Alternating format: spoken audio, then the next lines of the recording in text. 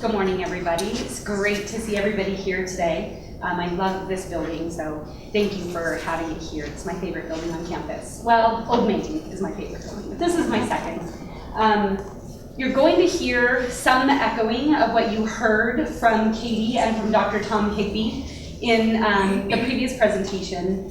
Because I'm very honored to be a graduate of this program, I don't know why I'm getting teary-eyed too. Dr. Higbee was my mentor, and I worked at the Assert preschool as well as in some of the replication sites across Utah in school districts. I'm very, very honored to have him as my mentor and to now be faculty here at Utah State. So I'm going to talk a little bit about the UBSC, Utah Behavior Support Clinic. Here's the timeline. It started by a fantastic researcher and former faculty named Dr. Sarah Bloom. And it was started as a place for Sarah and her doctoral students to be able to conduct some research around more effective assessment and treatment for individuals who have severe problem behavior. And that was in 2009. When Dr. Bloom left and I came in, I took over the clinic and I changed the name to the Utah Behavior Support Clinic, and I changed the focus a bit. So we went from just focusing on conducting research to a primary focus on clinical services to the community, as well as continuing research and training for professionals in our state and outside our state. Hopefully, as we move towards the future, we'll continue to expand services. We'll be able to serve a wider range of individuals. We'll be able to do more research. We'll be able to reach geographically farther via some of the technology that we have available to us. So we're just gonna keep the to-do list long and keep moving forward. Along with the information that Katie and Dr. Higbee presented around how frequent autism is, in addition, we've an estimated 13 to 20% of students receiving services having some significant needs in the area of problem behavior. I mean, this is just children. This doesn't include adults as well. Imagine if you add in the entire population of individuals who have some sort of disability, including autism, this number would be probably even a little bit higher. So what do we do at the Utah Behavior Support Clinic? It is a little bit of a mystery to a lot of people because it's not as easily described as watching really cute kids get acquisition programming and learning to play and talk, but hopefully I'll be able to describe it to you. So we have an individual who is unique in every way, and that individual, in addition to all of the strengths and amazing things that that individual brings to life, struggles with some problem behavior. When individuals engage in problem behavior, they may have an increased risk of injury to themselves, to individuals in their environment, reduced independence if they cannot manage themselves in, say, public spaces. Maybe they can't go to church, maybe they can't attend scout meetings, maybe they can't go to Brothers soccer game because of the problem behavior that they engage in. Reduced access to those places and locations. Reduced employment opportunities. So placements, that's definitely a concern when we have school-age individuals. But once, that's not when someone's life journey ends, right? It really begins after high school. And individuals with disabilities, with autism, who also experience problem behavior. So sort of the summary focus is that we work to increase appropriate behavior that will allow individuals to be more independent, allow them to access as many settings as they want to, give them the opportunity to have as many choices as our other children who don't have autism have. And in doing so, we are focusing on reducing the problem behavior that appears to be a barrier to all of those things. Who we serve is kind of broad. We serve a large number of individuals who have a diagnosis of autism or who are on their way, if it's very young children, who are on their way potentially to a diagnosis of autism. Unlike Assert, we are not autism specific, so we also serve individuals who have other diagnoses as well, but the vast majority are individuals who have autism. We serve across the age span also, so unlike Assert, where they're focusing on very young children and a full skill acquisition program for them. Because we have a more narrowed focus, a more short-term focus, we can provide services across the age span. So we've had clients as young as 18 months, and that's fantastic to see a family getting supports and services that they need so early to literally change the trajectory of that child's life and that family's life. All the way up to individuals in their 60s that we've served, who families are finally reaching out. We have caregivers who are in their 70s and 80s saying, I need some support, I can't do this anymore, and we've been able to work with those individuals and make some surprising and fantastic changes. Okay, what we do a lot of different things. On the one hand, like ASSERT, we provide direct service to individuals. We do that through individualized assessments. So previously, there was an idea that if an individual with autism engaged in problem behavior, it was just sort of part of who they were, and we needed to tolerate it or put them in an environment where they wouldn't hurt people, which is restrictive. Now, with amazing technology, we can actually reduce that problem behavior and increase all of the skills that they need to be as independent as they can and to have access to a wide range of life experiences. So after we do an assessment, then we develop an individualized intervention for that person, and it takes into consider the context in which they are. So it may be specific for a child, but it's going to also include mom, dad, maybe grandma, maybe neighbor as a primary caregiver, maybe adult siblings are involved. If we're in the school setting, we're working with those folks. If we're in a vocational setting, we're working with the person's job coach and the employer themselves. So the assessment and the treatment, while it's targeted to reduce problem behavior and increase appropriate behavior in an individual, it also is meant to take into consideration the whole context so that as we step away, we increase the likelihood that that intervention, that the treatment that we provided is going to sustain and be successful in the long term. And that's kind of the consultative piece too. So once someone's ready to discharge from services, we don't say bye-bye. Actually, in our service contract, we say, for up to 2 years, if anything comes up, you just call us, we'll be right there, we'll support you. If it's after 2 years, we may need to bring you back in as a new client, but we're always happy to chat with families that have left and sort of something comes up, We're moving house, it's been a year and everything's been great, but we're moving to a new home. What are some strategies that we can do to make sure that this doesn't negatively impact the progress that we've had? And we're happy to provide that consultative service. Like ASSERT, we also have a big focus on training. So obviously we want to train the families and professionals that are working with the individuals for whom we're providing service, but we also do wider statewide training and smaller focus trainings, even if we don't have a client that we're serving. So we contract with school districts. We work through the Utah Professional Development Network to provide large trainings. So we just conducted a series of 3 trainings across the state, I think for a total of 200 and something people. That was pretty fantastic. And then we also reach out to pre-service teachers. So because I'm faculty, I have access to all of the pre-service teachers here and get to teach them in my class, and so I get to make sure that I'm providing training that will allow them to not only be great teachers in terms of the academic skills that they're going to work on, but also to address the classroom problem behaviors and then the individual problem behaviors that we know they're going to encounter. And then we do research. So we currently have, I think, 6 or 8 research projects going on, 4 that we've wrapped up, and those range in focus, and sometimes they include the individuals that we're serving through our clinic, sometimes they're run at a school district where we're contracting. So we have a wide range of access to settings in which we can do really important research to continue to drive the services that we provide. So we have the individual. We want to make sure that we're treating the family or the context in which they work, might be other professionals.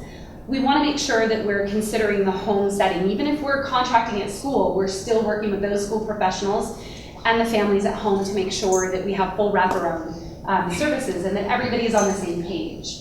We also work in schools, as I mentioned, and we do quite a bit of carryover into the community. I couldn't find a great icon that would represent the community, so it's a shopping cart. But I'll tell you, I've had families tell me You know, my husband and children and I have not been out to a restaurant in 6 years, 10 years. We don't go shopping together.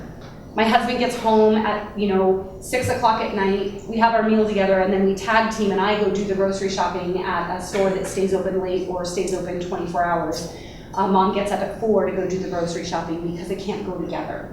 We have families that don't go to church together. They have to separate and someone has to stay at home. We have families that tell us we've never as a family attended one of our other children's plays, sporting events, graduation. We don't have parties in our home. We don't travel. Those are things in addition to really targeted work on the problem behavior that we also can strive to work with, because even if you have an individual who isn't engaging in problem behavior, if you can't live the values that you have in your classroom, in your home, you don't have quality life. And that's an important thing for us to help families get support with and to feel like they belong in our society and that they have a right to be there with their children. So we do quite a lot of stuff in the community, which is always fun for us and always completely fear-inducing for the families, right? Because they don't want people to look at them. They don't want people to judge them. But we can be there and kind of be that buffer between them and glare back if we need to, or gently smile at community members if we need to. Here's just a quick snapshot of where we do what we do. So you can see there we go, I can point. This is where we are right now in the Cache Valley, this blue star.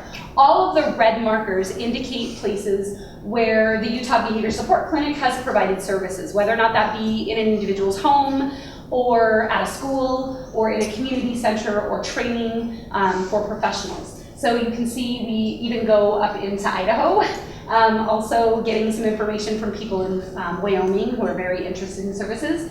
A lot in the Cache Valley and just south, and then we do quite a bit of work down in the Salt Lake area and farther. So we drive a bit, but that's okay. There have even been instances where we're providing services for families that are so far away from us, and we really need to get in and get that assessment and treatment going, where we will stay in a hotel so that we can provide 2 or 3 days of support services to the family.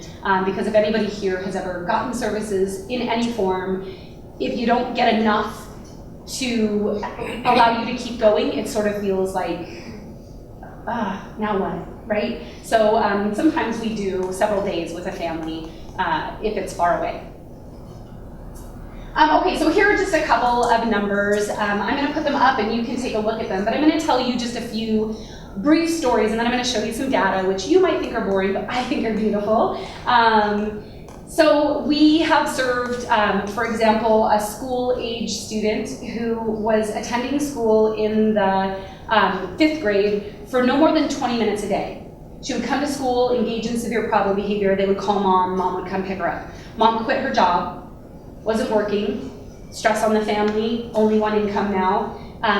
They moved this individual in from the school district they were attending into Granite School District because we have a contract with Granite. And we're helping them build their own school team that can address severe problem behavior. That child now, in just 3 months, attends a full day of school. Mom was able to go back to work. This child now has peers and friends at school, and parents report no problem behavior at home and lots of increases in all of the great stuff at home as well. We treated a 35-year-old woman who engaged in severe problem behavior that resulted in her adult parents not being able to have anyone to the home and not being able to go out together ever. And in fact, they couldn't even have a conversation at mealtime together. So mom would only attend to her adult daughter, dad would have his meal, and then after she went to bed, they could have some time together. And I'm happy to report now that not only do they have family gatherings at their home and can mom and dad sit and have a meal and have her involved too and have a conversation. She has a vocational placement, so she's out in the world doing great for herself. She's more independent. That was one of the first cases when I started here, and it's one of my favorite amazing families to work with, actually up in Idaho. So these are some actual data, and I don't expect you to necessarily understand everything that's going on here, but what you need to know is the data path with these dark circles. That's occurrence of problem behavior. And It's in responses per minute. So in baseline, when no treatment was in place, this individual, right here, you can see some of the data, was the open circle, the open squares are the aggressive behavior. The circles are pounding. And so I was more interested in calling out the aggression because that's obviously more dangerous and concerning. So this is a student in school, quite a big student. So what that means is in baseline, aggression was occurring between 5 and 10 times per minute. And just to give you more impact, that's about 300 to 600 times per hour in a 6-hour school day. So this individual was not receiving very much instruction at all because it was constant aggressive behavior. I'll just tell you, because I did a lot of this and took some hits from him. He is a big kid, and he's only going to get bigger. So this puts him on an entirely different trajectory than he previously was on when he was engaging in 300 instances of aggression in 1 hour. Okay, how about what parents say, families say about what we do? So when we have a client come in, when we're all done and we discharge them, we send an anonymous survey, and it goes to, it's with a self-addressed to come back to us, but it goes to someone not on my team, so they don't have to worry about me seeing postmark or anything like that. That person opens it up and then gives us the survey. So it's completely anonymous. And here's some just average information. So when we ask to rate from, not really much of a problem at all to yes, a problem, or I'm not comfortable to I'm very comfortable, or I didn't like it to I really liked it a lot. When we said the problem behavior was causing distress before you received services from the Utah Behavior Support Clinic, people rated it as, yes, it's really distressful, 4.7. It's causing a lot of problems. When we asked, what was your confidence in managing problem behavior before you received services from UBSC? Families said 3. We're not super confident, and we get a wide range. Some families feel like, yeah, we're confident, but it's still a problem, all the way down to, I'm not confident at all, I don't know what's going on.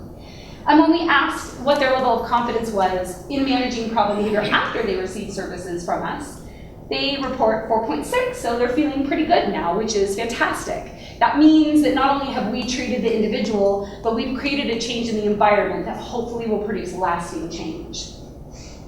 When we ask what's your overall satisfaction with the services that you received from the Utah Behavior Support Clinic, families rate an average of 4.6, so they're pretty happy with what we're doing. They incidentally have given us some great feedback though. We have some people write in some things that have been really informative, and we've changed a few things in response to their feedback. When we say how likely are you, because this is really important, right, to recommend our services to a friend or family, that's very telling. Like, yeah, I liked it, but I don't think other people would. We wouldn't be doing so great. But if we can touch a family's life or a school's life, and they're willing to reach out to other individuals and say, I know you're struggling, here's this really great service. So they say a 4.6. They're pretty likely to refer our services. So we're feeling pretty good about what we're doing, but we're still new and we have a long ways to go. So what I want to do now is just turn the time over to someone who can tell you about the impact of problem behavior and the ability to reduce that problem behavior much more eloquently than I can. You're going to hear from a mom, an amazing individual, and she happens to be here today if you have questions for her. This is Cheryl Smith, and she's going to be talking about her really beautiful son, Carson. And Cheryl reached out to the Utah Behavior Support Clinic back when it was the Severe Behavior Clinic, the Severe Behavior Unit, and received some services for her son and her family in their home. So I'm going to go ahead and let Cheryl talk now.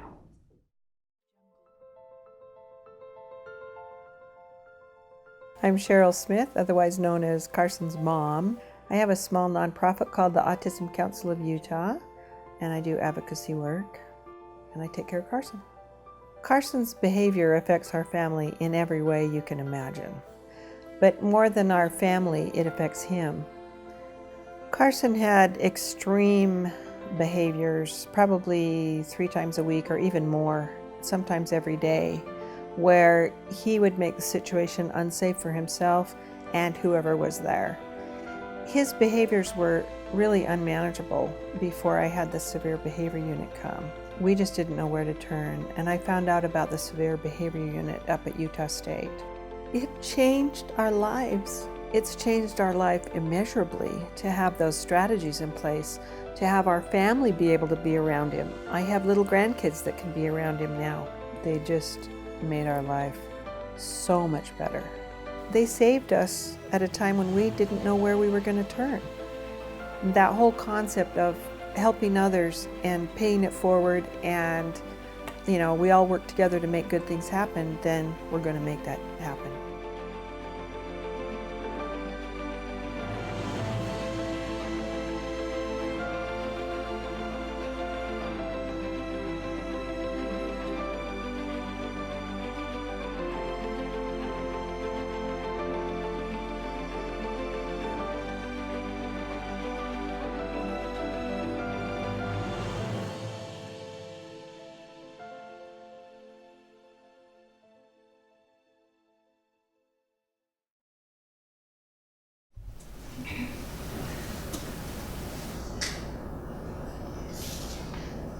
Again, a little teary-eyed. Okay, so this is just a snapshot of some of the people that work in our lab, but really the end message is we have a large number of children and adults who have autism and who engage in problem behavior, and families that are needing to deal with that, and schools that are needing to address that and teach those individuals. And my lab and my clinic do what we do for Cheryl Smith and her son. Thanks.